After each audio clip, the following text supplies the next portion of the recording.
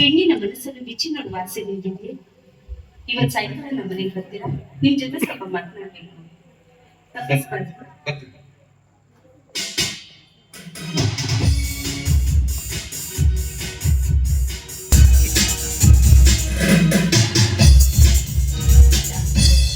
ಇಲ್ಲ, ಯಾಕೆ ಇಷ್ಟೊಂದು ಹೆದರ್ಕೋತಾ ಇದ್ದೀರಾ? ಬೇಕಾದ್ರೆ ಪಾರ್ಕಿಗೆ ಹೋಗೋಣ.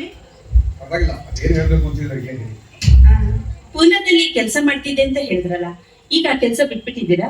ಹೌದು, ನಿಜ. ನಿಲ್ಲಿ, ನಿಮ್ಗೆ ಕಾಫಿ ಟೀ ಕುಡಿಯೋ ಅಭ್ಯಾಸ ಇದೆಯಾ? ಕುಡಿಯೋದೇ ಇಲ್ವೇ? ಕೊಟ್ರೆ ಕುಡಿತೀನಿ. ಹಾಗಾದ್ರೆ ಈ ಪತ್ರ ಓದ್ತಾ ಇರಿ, ನಾನು ಕಾಫಿ ಮಾಡ್ಕೊಂಡು ಬರ್ತೀನಿ.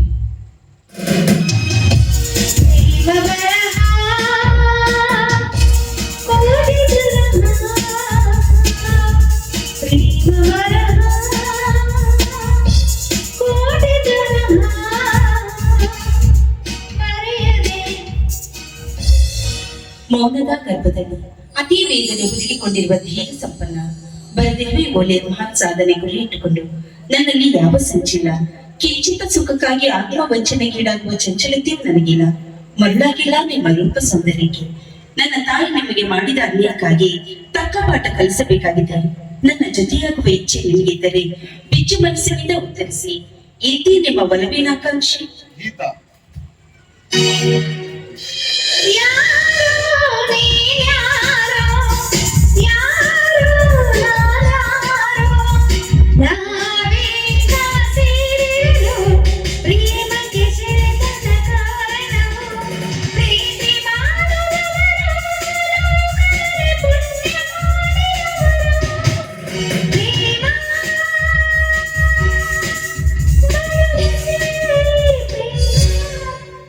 ನನ್ನ ಪುಟಪತ್ರ ಓದಿದ್ರಾ? ಓದಿದೆ. ಅದಕ್ಕೆ ನಿಮ್ಮ ಅಭಿಪ್ರಾಯನೇ ತಿಳಿಸ್ಲಿಲ್ಲ. ನನಗೆ ಯಾಕೋ ನೀವು ಜಾಣರಂತೆ ಕಾಣುವ ಶುದ್ಧ ಮೂರ್ಖರ ಹಾಗೆ ಕಾಣಿಸ್ತಿದೆ. ಯಾಕೆ ಯಾಕೆ ಅಂತ ಕೇಳ್ತಿರಲ್ಲ. ನಿಮ್ಮ ತಾಯಿಯವರು ನಿಮ್ಮ ಸೋದರ ಮಾವನ ಪಾತ್ರ ಸಾರಥಿಯವರ ಜೊತೆಗೆ ನಿಮ್ಮ ಮದುವೆ ಮಾಡಬೇಕು ಅಂತ ನಿರ್ಧಾರ ಮಾಡಿದ್ದಾರೆ. ಹೀಗಿರುವಾಗ ನೀವು ನನ್ನ ಜೊತೆ ಸರಸ ಬೆಳೆಸುವುದು ಯಾಕೋ ಸರಿ ಕಾಣಿಸಲ್ಲ. ನಾನು ಸಾಕಿರುವ ನಾಯಿ ಅಂತ ತಿಳಿದುಕೊಂಡಿರುವ ಆ ನನ್ನ ತಾಯಿಗೆ ಸಿಂಹ ಸ್ವಪ್ನ ತೋರಿಸಬೇಕಾಗಿದೆ. ಹೇಳಿ, ನನ್ನ ಪ್ರೀತಿಯ ಬೆಂಬಲ ನಿಮಗೆ ಬೇಕೋ ಬೇಡವೋ? ಕಂಗೆಟ್ಟು ಬಂದು ಬಿಸಿಲಿನಲ್ಲಿ ಬಸವಳಿದು ಫಲಭರಿತವಾದ ಮಾವಿನ ಮರ ಕಂಡಾಗ ಮಾವಿನ ಹಣ್ಣ ತಿನ್ನಬೇಕೆನ್ನುವುದು ಸಹಜ. ಹಾಗಂತ ಮಾವಿನ ಹಣ್ಣನ್ನು ಕೀಳಲು ಹೋಗಿ ತೋಟದ ಒಡೆಯನ ದೊಂಡೆಯ ಏಟಿಗೆ ಬೆನ್ನು ಬೆಂಡಾದೀತು ಎಂಬ ನಾನ್ ಕೇಳಿದ್ದು ನಿಮ್ಮ ಭೀತಿಯನ್ನಲ್ಲ, ನಿಮ್ಮ ಪ್ರೀತಿಯನ್ನು. ನನ್ನ ಕೈ ಹಿಡಿಯುವ ಮನಸ್ಸು ನಿಮ್ಗಿದೆಯೋ ಇಲ್ವೋ? ಶ್ರೀದೇವಿಯ ವರಪುತ್ರಿ ನೀವಾಗೆ ನೀವು ನನ್ನನ್ನು ಇಚ್ಛೆ ಪಟ್ಟು ಮದುವೆ ಮಾಡಿಕೊಳ್ಳಲು ತೀರ್ಮಾನ ಮಾಡುವಾಗ ನಿಮ್ಮನ್ನು ತಿರಸ್ಕರಿಸುವನೇ ನಿರ್ಭಾಗ್ಯನೇ ಸರಿ.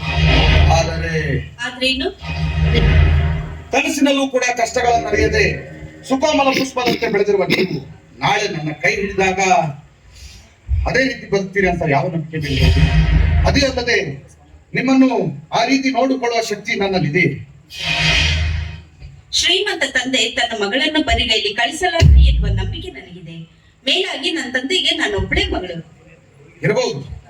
ಹಾಗಂತ ಮುಳುಗಿದ ತಕ್ಷಣ ಪುತ್ತೂರು ಸಿಗುತ್ತೆ ಅಂತ ಸಮುದ್ರಕ್ಕೆ ಸಿಗಿದ ತಕ್ಷಣ ಪಾತಾಳಕ್ಕೆ ಹೋಗುವುದರೊಳಗಾಗಿ ಪ್ರಾಣಪಕ್ಷಿ ಹಾರಿಬಹುದು. ಅದೇ ರೀತಿಯಾಗಿ ಮುಂದೆ ಎಲ್ಲೋ ಕಬ್ಬಿನ ತೋಟ ಸಿಗೋದು, ಅಲ್ಲಿ ಬಾಯಿ ಸಿಹಿ ಮಾಡಿಕೊಂಡಿದ್ರೆ ಆಯ್ತು ಅಂತೇಳಿ ಇಲ್ಲೆಲ್ಲೋ ಬೇವು ಸೊಪ್ಪು ತಿನ್ನುವುದು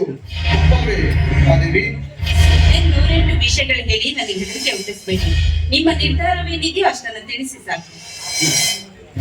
ಆಯ್ತು, ನನ್ನ ನಿರ್ಧಾರ ಏನಿದೆ, ಆ ಭಗವಂತ ನಿಮ್ಮನ್ನೇ ನನಗೆ ಉಡುಗೊರೆಯಾಗಿ ಕೊಡುವುದಾದರೆ ನನ್ನ ಬಾಳಿನಲ್ಲಿ ಏನೇ ಕಷ್ಟಗಳು ಬಂದರೂ ನಾನು ನಿಮ್ಮನ್ನು ಸುಖವಾಗಿ ಸಂತೋಷವಾಗಿ ನೋಡಿಕೊಳ್ಳುತ್ತೇನೆ. ನಾನು ನೀನು ಮಾತ್ರ ಕಂಡ ಪ್ರೇಮ ಮಂದಿರ